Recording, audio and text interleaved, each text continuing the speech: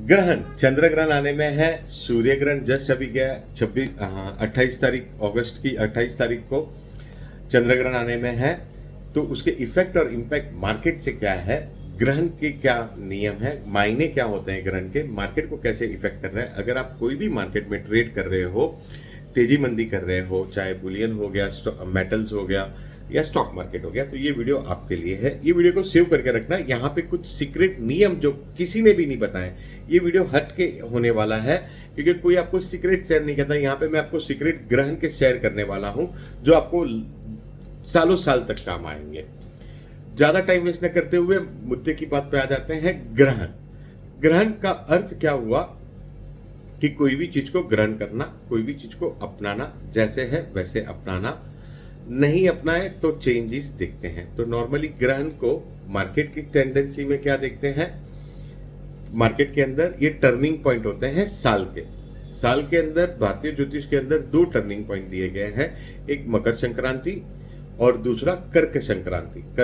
मकर संक्रांति जनवरी में आती है। कर्क संक्रांति यानी क्या हुआ कि सूर्य एक राशि में जाना। तो अब यहाँ पे कर्क संक्रांति के समय में ही ग्रहण आया है। कर्क संक्रांति, सूर्य जब जुलाई में कर्क राशि में एंटर होता है, उसको कर्क संक्रांति कहते हैं। यहाँ से भारत के अंदर चौमासा भी चालू होता है।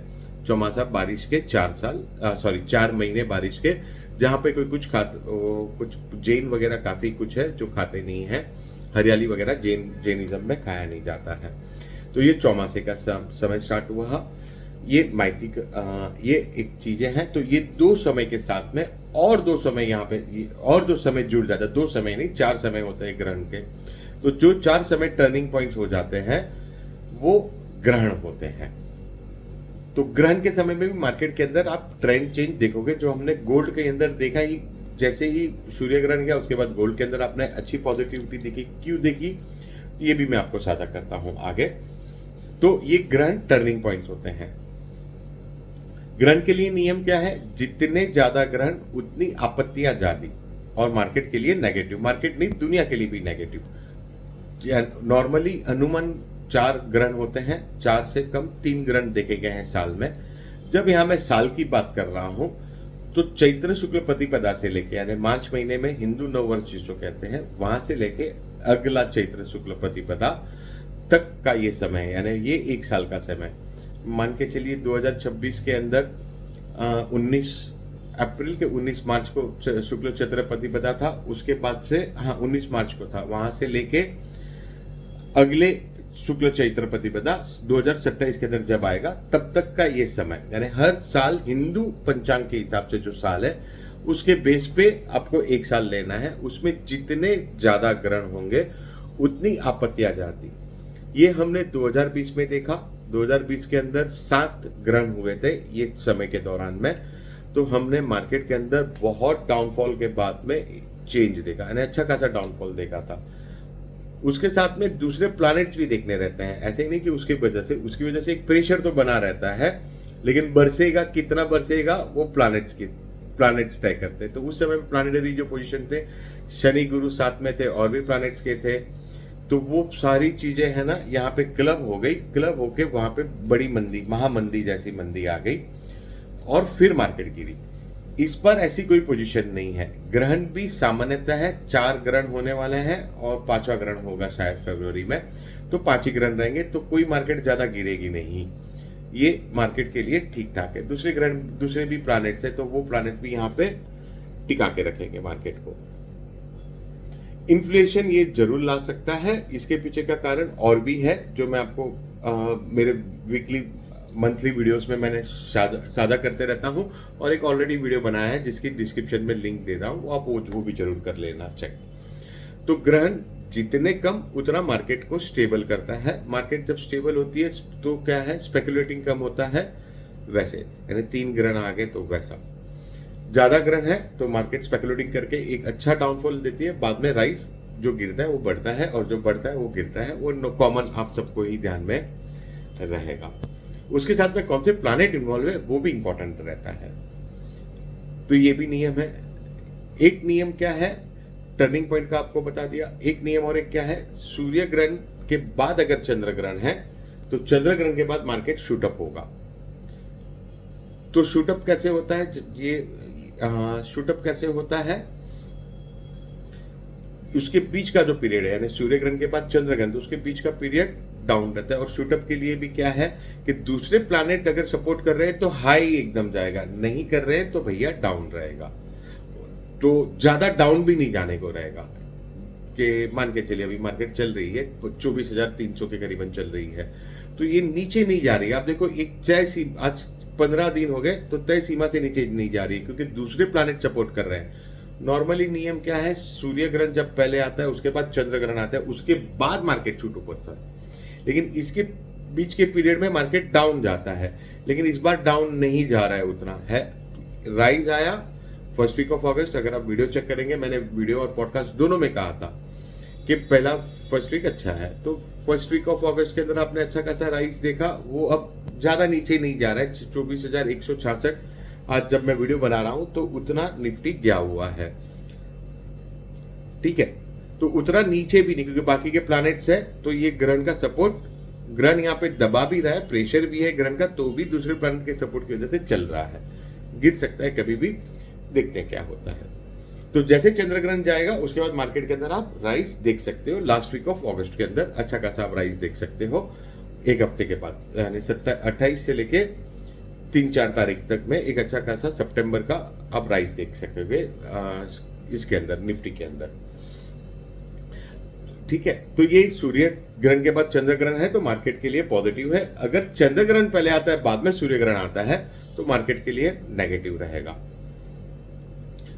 तो वो नेगेटिविटी के, तो सूर्य ग्रहण से लेके चंद्र ग्रहण के बीच में मैक्सिमम टाइम मार्केट अप रहती है। फिर जब चंद्र ग्रहण से लेके सूर्य ग्रहण के बीच में एक पहले चंद्र ग्रहण के टाइम पे फॉल आ सकता है, अगर नहीं भी आया वो ग्रहण के टाइम, वो उसके साथ दूसरे प्लैनेट्स और जो पंचांग की परिस्थितियां हैं, अगर नहीं भी आया फॉल तो भी मार्केट यहाँ पे चंद्र ग्रहण के बाद में अगर अप भी रहा, तो चंद्र ग्रहण पहले आता है और बाद में सूर्य ग्रहण आता है, तो वो टाइम पे मार्केट अप रहती है, सूर्य ग्रहण के बाद नीचे जाती है। ग्रहण की अवधि 3 से लेके 6 महीने तक है, यानी कोई भी ग्रहण के टाइम पे इफेक्ट है वो 3 महीने से लेके 6 महीने तक देखा गया है उसका इफेक्ट। ये था ग्रहण का इफेक्ट। अब अभी जो ग्रहण हुआ है वो हर 18 साल में यही राशि में होगा। अभी जो मगा नक्षत्र का जो ग्रहण है, केतु मगा नक्षत्र में, राहु धनिष्ठा में, ये 18 साल पहले हुआ था। राशि सेम थी, नक्षत्र सेम रहने जरूरी नहीं है, केतु योगानुयोग हमको सेम नक्षत्र में मिला है। फिर ये सीक्वेंस भी सेम होनी जरूरी है कि सूर्य ग्रहण के बाद चंद्र ग्रहण। तो इसके पहले राहु केतु हर 18 साल में राशि बदली करते हैं, तो इसके पहले राहु और केतु कब चेंज हुए, ये राशि में मिले थे, तो 2007 में मिले थे। 2007 के पहले 1989 में मिले थे, उसके पहले 1970 में साथ में थे, उसके पहले 1951 में साथ में थे, उसके पहले 1933 में साथ में थे, उसके पहले 1914 में यही पोजीशन में थे साथ में, यानी यही पोजीशन में थे, साथ में कोई नहीं था, यही पोजीशन में था। थोड़ा स्लिप ऑफ टंग होता है मेरा, सॉरी। और 1914 के पहले 1895 में भी केतु मगा नक्षत्र में था और राहु धनिष्ठा में था। ये यही राशियों में था, कुंभ, और राहु का कुंभ राशि में होना और केतु का सिंह राशि में होना, और ये ग्रहण आए थे। इन सारे ग्रहणों के अंदर सिर्फ 2 बार सूर्य ग्रहण पहले हुआ था, बाद में चंद्र ग्रहण हुआ था। इसके पहले उसके बीच के काफी जो टाइम था, इसके बीच में काफी बार ऐसा हुआ है कि पहले चंद्र ग्रहण और बाद में सूर्य ग्रहण आया था। वो आप लोगों पे छोड़ा, वो थोड़ा रिसर्च आप भी कर लीजिए कौन से साल में क्या था, और मार्केट को आप भी आपके हिसाब से ऑब्जर्व करना स्टार्ट करिए, तो आपको भी समझ में आएगा। इसमें सिर्फ 2 ही बार हुआ था। सेम पोजीशन प्लैनेट की 1895 में एक पोजीशन प्लैनेट की सेम टू सेम मिल रही है। तो कौन सी मिल रही है ग्रहण के समय की पोजीशन सेम टू सेम? गुरु कर्क राशि में अश्लेषा नक्षत्र में बुध के साथ। इस बार भी गुरु कर्क राशि में अश्लेषा नक्षत्र में बुध के साथ में है, और केतु जो है वो मगा नक्षत्र में है। उस समय में इवेंट क्या हुई थी, तो फाइनेंसिस के, क्योंकि गुरु का इन्वॉल्वमेंट है तो गुरु फाइनेंसिस को देखता ही है, और बुध है तो लोन वगैरह का भी देखोगे, इन्फ्लेशन भी देखने को मिलेगी थी। तो उस समय पे इन्फ्लेशन क्या था, तो भाई भारत उस समय में 1895 की बात कर रहा हूँ, भारत ब्रिटिश राज के अंदर था। तो ब्रिटिश राज उस समय ब्रिटिश राज चांदी के सिक्के था, तो ब्रिटिश सरकार ने चांदी के सिक्के बंद कर दिए थे क्योंकि चांदी की शॉर्टेज हो रही थी, और फिर गोल्ड से अपनी करेंसी को मैप करके बनाया था 1895 में। ये साल में अगर आप देखो, भारत सरकार ने पिछले महीने ही ऑर्डर पास किया है प्लास्टिक के नोट्स बनाने का। इवेंट टैली कर रहे हो सर आप? इवेंट टैली हो रही है, वहां पे हम चांदी के सिक्के बनाना बंद कर दिए थे और दूसरी चीजों की तरफ गए थे। अब यहाँ पे जो OBQ, तो वो रेशियो मैच करने के लिए, क्योंकि इतना हाई प्राइस वॉलेटिलिटी और हाई प्राइस हुआ था, तो चांदी के सिक्के बंद करके और कोई ऑल्टरनेट के पीछे गवर्नमेंट ने 1895 में सोचा था। उस समय में भी बैंकिंग को प्रॉब्लम आई थी, इस समय भी बैंकिंग को प्रॉब्लम आ रही है। यूएस के भी वहां पे वही खस्ता हालत थी 1895 में, पूरी दुनिया के अंदर 1895 में खस्ता हालत थी, और वहां पे नए रिफॉर्म्स आए थे बैंकिंग सेक्टर को लेके। इस बार भी बैंकिंग सेक्टर को लेके आप देखो, जैसे ही फरवरी का जो ग्रहण लगा था, उसके बाद HDFC बैंक का एक बड़ा प्रॉब्लम आया था, जिसकी वजह से उसके शेयर के प्राइस गिर गए थे। इवेंट टैली करते जाइए भैया, 6 महीना हो गया उसको, तो कुछ ना कुछ वैसे होता है। ये ग्रहण चर राशि जल तत्व में होता है, जल तत्व में हुआ है। ये बाकी के प्लैनेट जो जल तत्व के साथ थे, तो आप देखो, और शनि जो है जल तत्व में है इस बार, तो स्टेट ऑफ फॉर्मेंस के रिगार्डिंग आपको ये प्रॉब्लम देखने को मिल रही है। इसके पहले जब भी ये राशि में ग्रहण हुआ था, तभी सूस कैनल का आपको इश्यूज आया था, जो 8 साल के बाद सॉल्व हुआ था। इस बार भी ये चीजें हो रही है, और उस जो सूस कैनल का प्रॉब्लम था, उस टाइम पे ग्रहण भी था और शनि मीन राशि से आ रहा था। यही पोजीशन ग्रहण की थी, लेकिन गुरु नहीं था वहां पे, गुरु दूसरे कोई राशि में था। ओवरऑल जब फाइनेंशियल एस्ट्रोलॉजी करते हैं तो 12 प्लैनेट्स को लेते हैं। ये 9 प्लैनेट्स का ही मैं बात कर रहा हूँ, बाकी के प्लैनेट्स का तो हिसाब किताब भी नहीं दे रहा हूँ। तो वो चीज के बेस पे हर एक ग्रहण का अपना अपना इफेक्ट होगा। कहने इतना डिटेलिंग में जाने के पीछे का रीजन है कि आप लोग अवगत हो, सिर्फ ब्लाइंडली नहीं किसी को फॉलो करें आप लोग, कि भाई ये बोल रहा है कि ऐसा होगा तो ऐसे नहीं होगा। दूसरा चीज एक आप सबसे क्लियर कर देता हूं कि ये जो एस्ट्रोलॉजर्स आके कहते हैं कि मगा नक्षत्र केतु का है, अश्लेषा बुध का नक्षत्र है, तो बुध का इफेक्ट, भैया ये जो मगा नक्षत्र है उसकी खुद की इफेक्ट है। उसका जो स्वामी है वो केतु है, वहां पे जो स्वामी है अश्लेषा के जो स्वामी है वो बुध है। तो जरूरी नहीं है कि अश्लेषा में आवे तो बुध के रिलेटेड की कॉमेडिज को आवे। ये विंशोत्तरी दशा करके एक पद्धति है, उसके बेस पे ये स्वामी तत्व दी है, वहां पे जो नक्षत्र से देखे जाने वाली बाबत है उसको इफेक्ट होता है। मगा नक्षत्र में केतु है, वहां पे ग्रहण है, तो जब कभी मगा नक्षत्र में केतु आया है तब गवर्नमेंट को प्रॉब्लम्स आई है। आप बैकडेट चेक कर लीजिए, जो साल मैंने कहा वो साल के अंदर देखिए गवर्नमेंट को इश्यूज आए हैं। गुरु और केतु मिलने वाले हैं। गुरु जब कभी कर्क राशि में आते हैं, अब केतु से मिलने वाला है, मिले नहीं है, तो उसके पहले से ही छात्र आंदोलन होते हैं, क्योंकि सिंह राशि, मगा नक्षत्र सिंह राशि में आता है। जब कभी सिंह राशि से कोई पाप ग्रह जाते रहेगा, शनि हो गया, राहु हो गया, केतु हो गया। जब राहु गया था तो 2015-16 में राहु गया था, उस समय में स्मृति ईरानी जी का चेंज हुआ था, उन्होंने रेजिग्नेशन दिया, उनको उनकी जगह पे दूसरे को रिप्लेस किया था। इस बार धर्मेंद्र प्रधान जी का इस्तीफा लेने में आया था। तो जो मिनिस्टर है मगा, जो हायर अथॉरिटीज बताते हैं वो, अगर आपने मेरा वीडियो देखा रहेगा साल 2026 में क्या होने वाला है, तो उस टाइम पे कहा था कि इंटरनल कॉन्फ्लिक्ट्स होंगे। तो यहाँ पे इंटरनल कॉन्फ्लिक्ट्स, छात्र आंदोलन, यहाँ पे गुरु और केतु आगे मिलेंगे, तो एजुकेशनल सिस्टम के अंदर बहुत बड़े चेंजेस देखने को मिलेंगे। तो वो एजुकेशनल चेंजेस आपको देखने को मिल रहे हैं, छात्र के आंदोलन देखने को मिल रहे हैं।